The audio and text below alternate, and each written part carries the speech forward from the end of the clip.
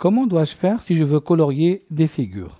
Alors, dans ce cas-là, il y a deux possibilités. La première, c'est d'utiliser dans les hachures le motif solide, qui est tout simplement un aplat de couleur.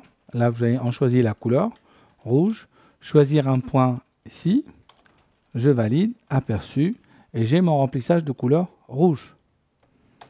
Je peux le refaire sur une autre couleur.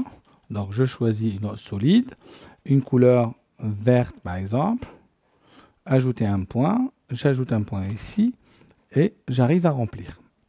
La deuxième possibilité, c'est de remplir avec un dégradé, et à ce moment-là, on va utiliser gradient.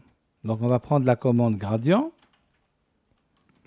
et là, on a la possibilité de choisir une couleur, donc de cette couleur-là vers le blanc, ou un dégradé de deux couleurs. Un dégradé une couleur, partant par exemple ici du jaune. Choisir un point, je vais cliquer ici, je fais entrer, aperçu, et j'obtiens ici mon dégradé. Échappe. Ça, c'est un dégradé linéaire. Je peux choisir aussi un dégradé radial, aperçu, etc. J'ai ici le centre de mon dégradé, ainsi que l'angle du dégradé. Je vais en faire OK.